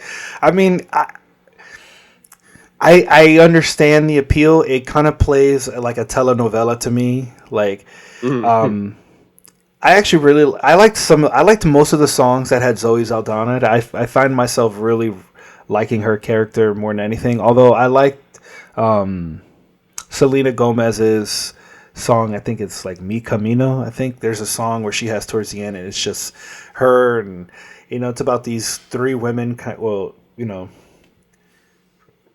their lives going in different directions, and kind of how they're all tied together, where you get Carla Sofia Gascon's character, who is a man and then transitions to a woman, but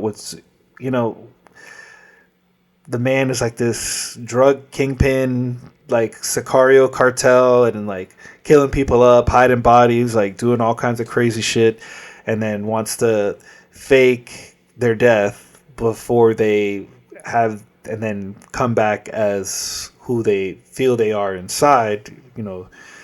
The character. What is the name of the character she uses? Well, Emilia Pérez is what she That's right. goes by. Yeah, the name of the movie. Yeah. Emilia Pérez. But what was really interesting is that they actually had to put prosthetics on top of her. This, and there's a lot of conversation because Carla Sofia Gascon is a trans woman, so somebody who's already gone through all the change. But then, like, you almost go in reverse to go right back to where you were. Yeah, you definitely. Well, that is kind of an interesting part of the movie as well. That for casting a trans actress, then that makes sense for her to want to be in this role. But then part of the role is the transition, so you're going to have to go back to go forward to where where you are now.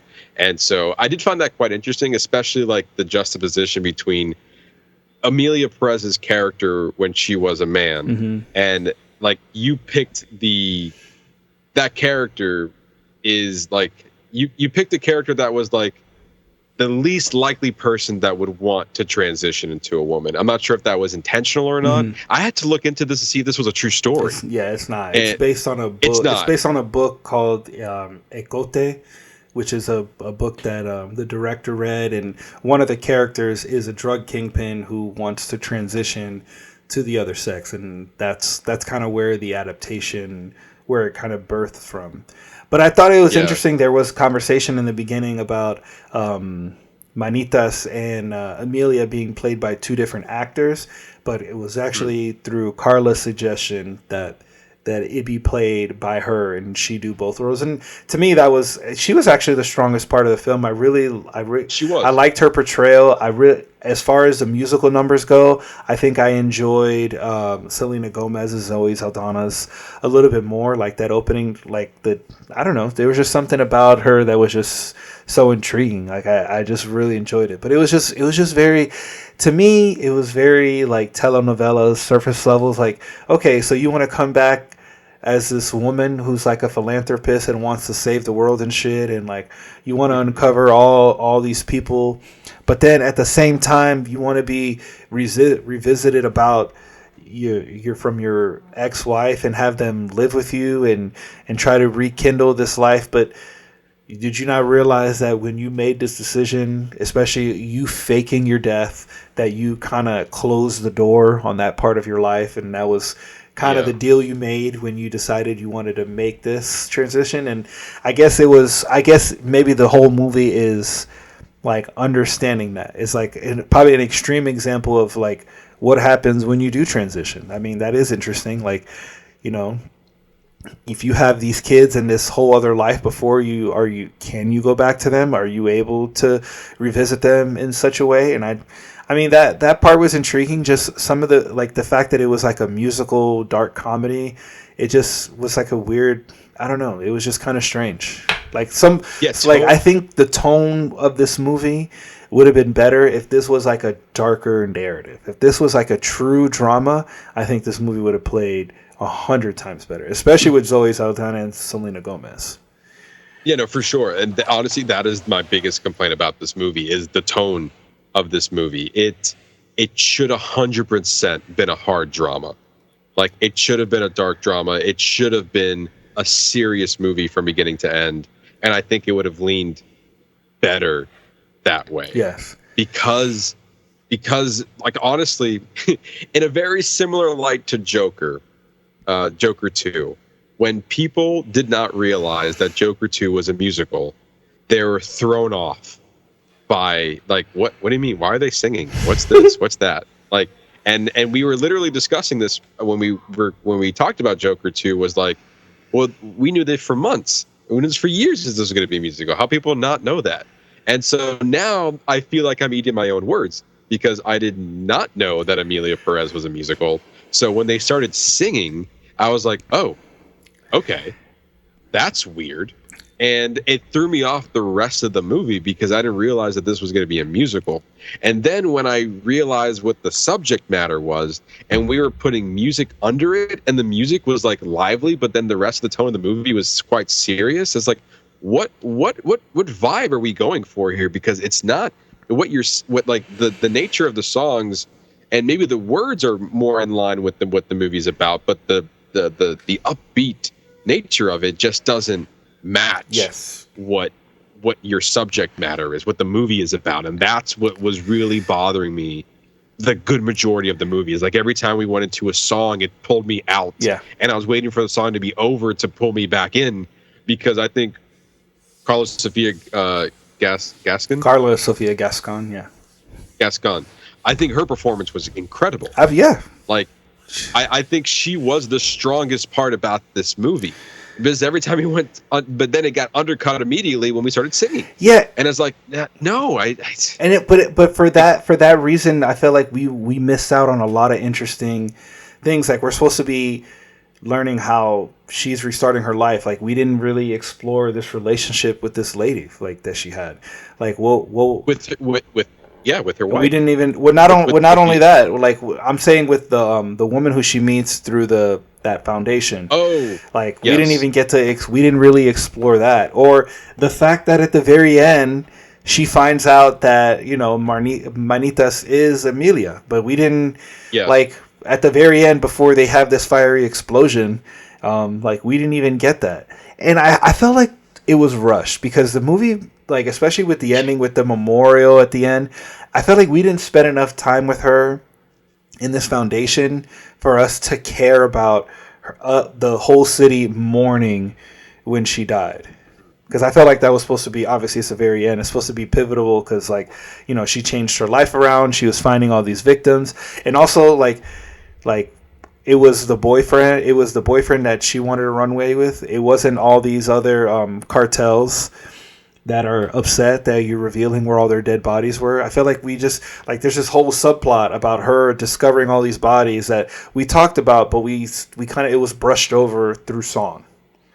Yeah, and to your point, I feel like there is a good movie here. Yes. But we were doing too many different things that undercut all the good parts about this movie. Yes, there's so many interesting dynamics that we could have explored. Zoe Saldana's character being thrust into this position with so much money and this newfound power, and like she revisits her boss. Well, like, that would have been an interesting conversation. Like, her old life meeting up with her new life, and that's like literally it's a passing moment in a song. But I felt like something that's so important that we could have explored.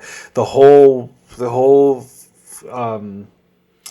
relationship between Emilia and her ex-wife, like, that whole thing, like, that was also brushed over. It, and like, it leads to this epic blowout, but it's very rushed on, like, what happens and how it happens. We don't even hear from the kids again. They fuck off somewhere else, and we never see what happens to them or no, I'm sorry, excuse me. We do see them. They come back. Yeah, they come back to Zoe Saldana at the end. But, like, all that was, like, completely rushed over. Like, I don't know. Like, there's a lot of things that didn't need to be in there, and there's a lot of great things that were left out. That's kind of where I'm at. Yeah, and it's hard because there's like again, there's a lot of good stuff in here, but it's when we are being brushed over because we're giving like especially when she is at that banquet and Zoe Saldana is like has another solo number where she's dancing in front of the table and like she's saying like, oh, look at all these nice things, like what you want, like look where I am, all this stuff, look what I'm doing. Is like, was that song necessary? Was that whole scene necessary at all? You could have shaved off another 10 minutes off that movie, and like you like this felt like a distraction for the overall message of the story. Is like, and in some ways I feel like that like the choices you make affects like the road you go down, and that's with everybody. Yeah, like everyone made a choice here that affects how their life moved forward. And you can see that they're all trying to be the best version of themselves, but they're also making choices that not necessarily are the best. Especially with with Selena Gomez's character, which I see we have. Like I wish we got more of. Yes, because at this point she was a wife, a widow, and then an ex-wife, and that's basically what she was. And like we spent zero time on it, and the only thing she wants is Edgar Ramirez's Gustavo. Like is like we saw her mourning for her husband, and then it just brushed over 5 years later, and then she's like confused of why she's now living with her aunt that she knew nothing about, and then she's like, well, now I want to be with this guy, and then Emilia Pérez is like, well, now I'm taking all the money because I have all the accounts. And then she's like, well, now I want you to give me back my money because it's my money. And then that turns into like this greed storyline at the end here. And it's like, what, like that was her character. That was her motive. See, but and like we could have gotten a lot more from that. See, but that part didn't bother me as much because that, that's her money. That's her husband's money. Like, right. Why are you controlling? Like, to me, like, there wasn't enough questioning of that. Like, it didn't, like, the massive questioning didn't happen until the end. And maybe it was cut by the lawyer telling her that, Manitas put Emilia in charge of the estate. But then right. But then that should raise major red flags. Like, and I guess it did to an extent because they kidnapped her and they did all that, her asking for the money, but we didn't get to see a lot of that. Like, through that exploration, we should have learned, that is where she should have learned who Emilia was in her previous life, because then we could have had time to unpack her finding out that information and having to deal with that information. Correct. And instead of that, we were given, like, what was it? Jesse Selena Gomez. Yeah. Jesse and Gustavo.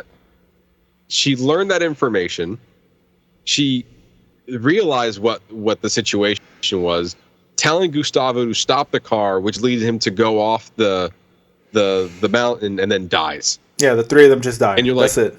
And three of them just die. And you're like, what? This massive character, like Emilia, just dies getting blown up in the trunk of the car. And that happens off screen. Like, we don't even get to like see her burning in the car and like maybe like any final words from her. Nothing. She just dies, and then that's it. That's the end. And that's pretty much like we get the eulogy. The kids come back, and then that's the end of the movie. It's like, what? Yeah, that's it. It was like.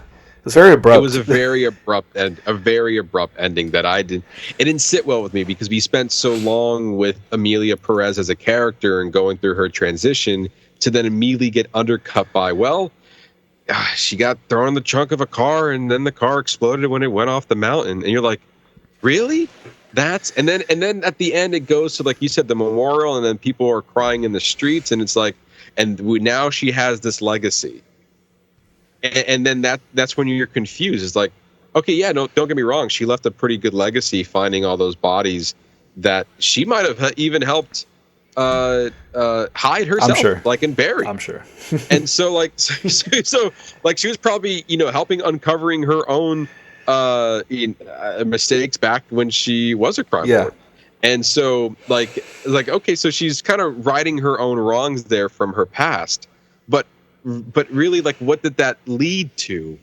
is the like you just wish it would have ended in a very different way, whereas like it almost would have felt here's a morbid ending, but I think it would have resonated a little bit more if Jesse and the kids in a different way end up dying, and that way now we get to sit with Emilia Pérez and kind of having her sit with the decision that you went through all of this trouble to reunite with your family, even though you were the one who faked your own death and didn't want to do this in a way that would have been more like impactful.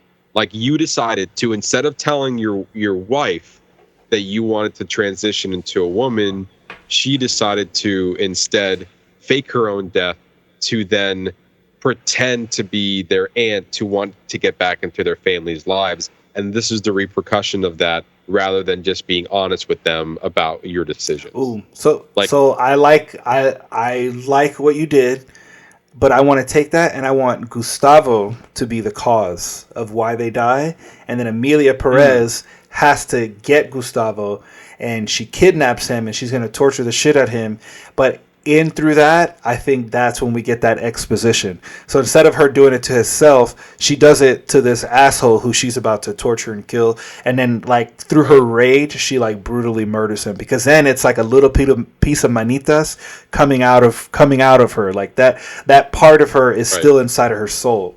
And then we could have gotten, so you're getting this mix of these two people who you were, of this person who you were and this person who you are, completely mixing together while you're also unpacking this uncomfortable truth of why your wife is dead. Yes. Yeah, and not only wife, but I would even argue say the children as well, because most important that thing, would make it super the most dark. important thing to her was her children. True. Yeah.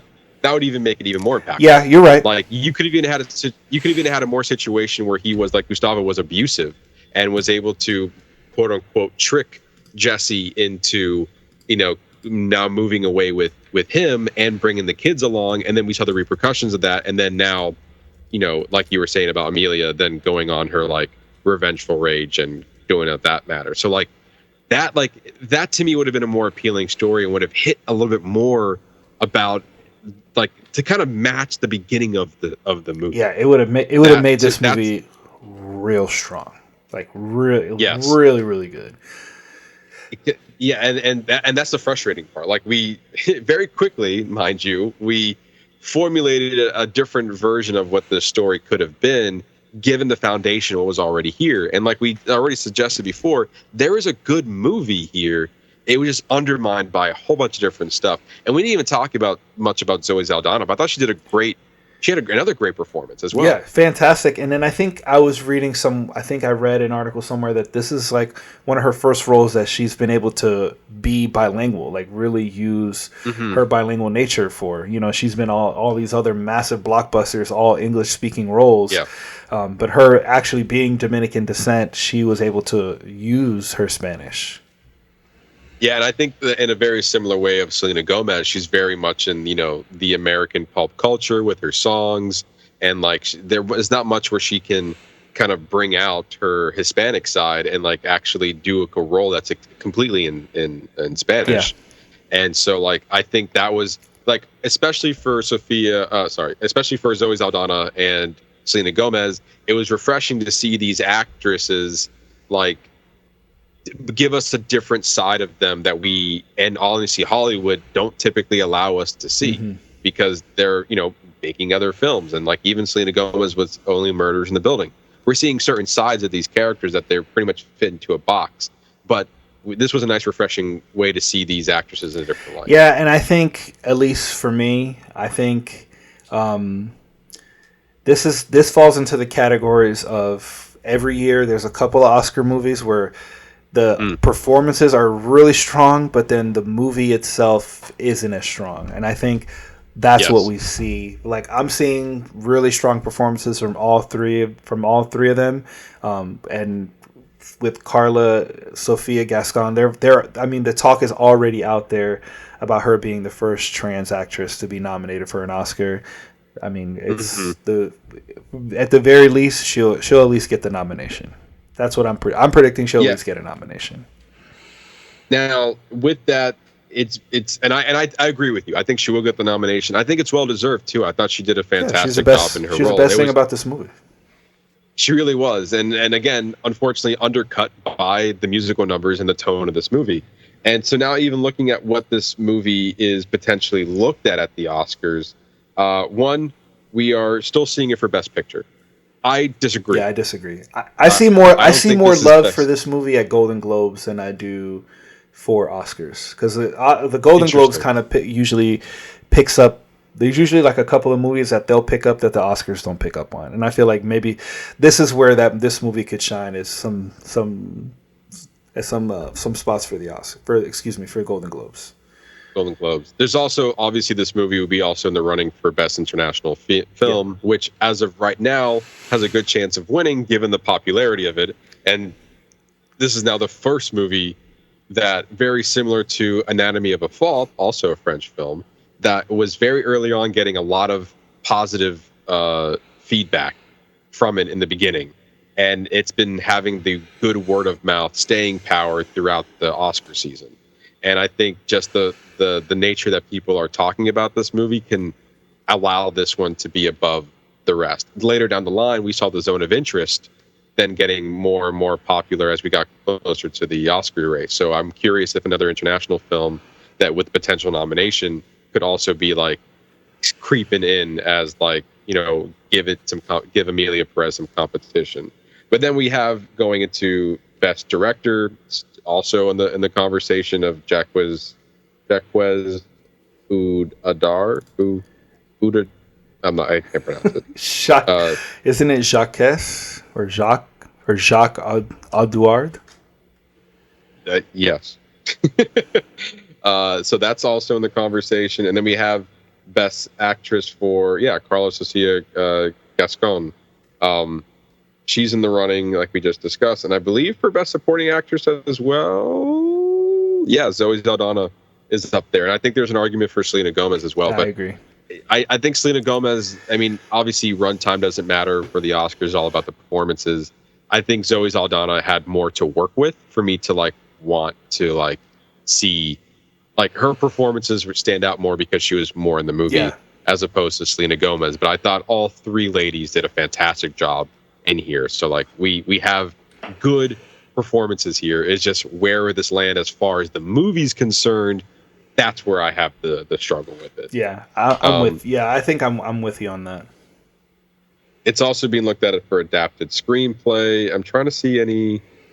Quickly looking in for like cinematography or costume design or makeup or anything. I'm not seeing anything for this movie. Oh, maybe makeup. I would say makeup and costume design, just because of what they had to do for Carla in the beginning of the movie of making her manitas. I was reading, I think it was like an NPR article where they were talking about the makeup department, Julia Flosh Carbonell. She was digging through her inspiration, and Manitas is basically Mickey Rourke from The Wrestler. And as soon as I read that, I was like, yep, totally see it. Yeah. Currently, it's not being looked at for makeup and hairstyling, surprisingly. Yeah. But it is being looked at for editing, which I did not expect for that one to be looked at for. But so it's. I feel like it's without a doubt going to be nominated for something. Yeah. I think I feel like there's no question about it. I'm trying to scroll down for international features to see where it stands there. There we go. Yep. International feature looks to be there. And there's other movies that I've never heard of on this list as of right now. So like it has the good word of mouth right now. It has that to kind of give it the win.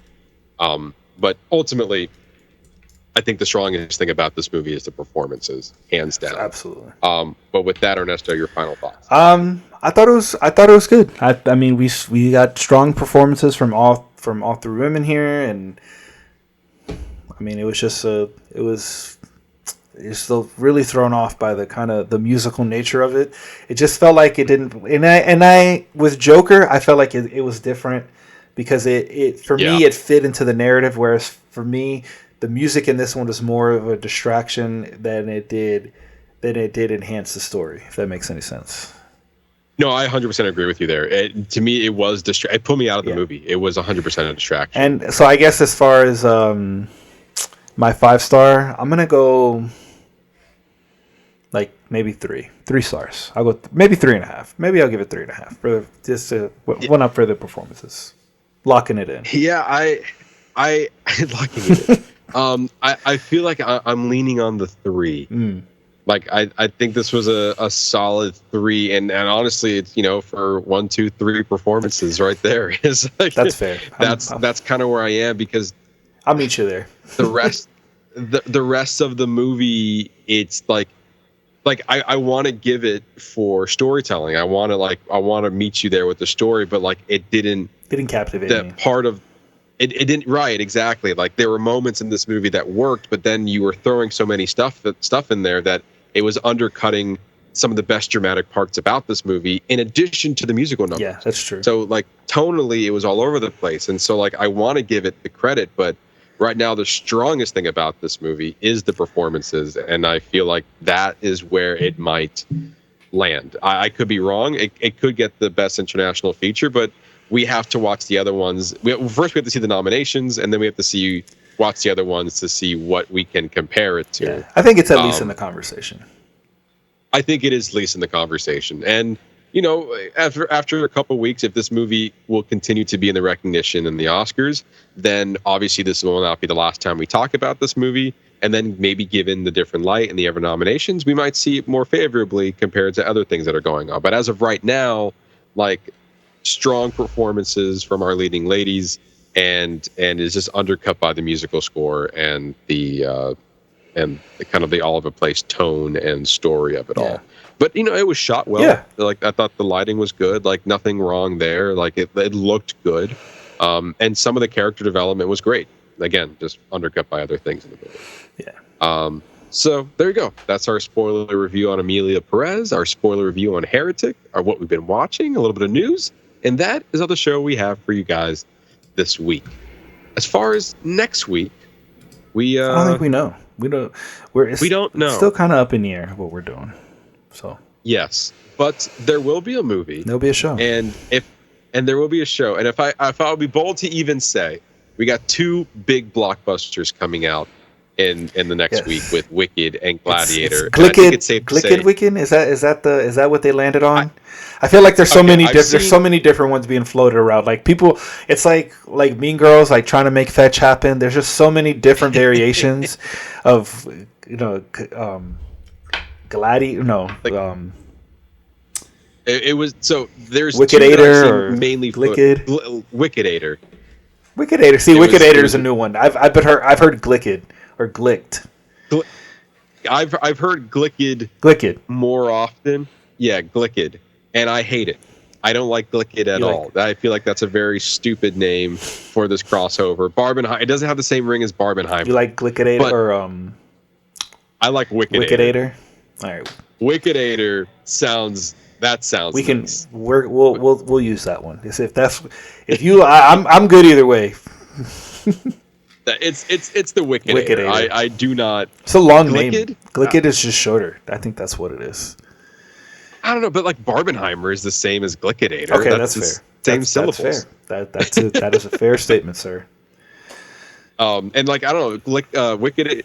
Damn it, Wicked-ator has a nice ring to it. Glicked. Like I feel like I gotta like try hard to say it right. I don't know. I feel like I want to say Glicked. I want to say Glicked instead of Glicked. Like I gotta think about Glicked. Like, no, I don't like no, thank you. Wicked-ator. No. Glicked-ator. Sorry, Wicked-ator. I said Glicked-ator. You need to go to bed. Yeah, I do need to go to bed. Wicked-ator. We're gonna go with that one. I think it's safe to say that it will either be Wicked or Gladiator 2 we'll be reviewing next week. We just don't know which one we're going. But as Ernesto threw up on the graphic earlier, if you want more from us, you can always follow us on our social media channels on Facebook, YouTube, and TikTok at Box Office Bingers, our X and Letterboxd page at Box Office Binger, and our Threads and Instagram page at Box Office_Bingers. The fun does not stop here. It continues on all of our social media channels, including our new to stream Fridays, Movie Showdown Mondays, and all of the reels and the shorts that we put together on all these other platforms, as well as the entertainment news, is all there on our social media channels, as well as our movie reviews on Letterboxd. Follow one, all, any of which are appreciated. The fun continues over there. Come back next week for more movie fun. You're not going to regret it. We'd like to thank each and every one of you for listening to us just talk about movies. It is truly appreciated. I hope everyone has a great Thanksgiving. This is probably going to be the episode before Thanksgiving. So if you're listening to this while you're eating some turkey, we thank you for that as well. So enjoy your Thanksgiving. We'll see you after the holiday for Wicked-ator. One of the two. We'll be here for it. Come back next week for more movie fun. You're not going to regret it. For that, I've been your host, Matt Diaz. Been Ernesto Santos. See ya.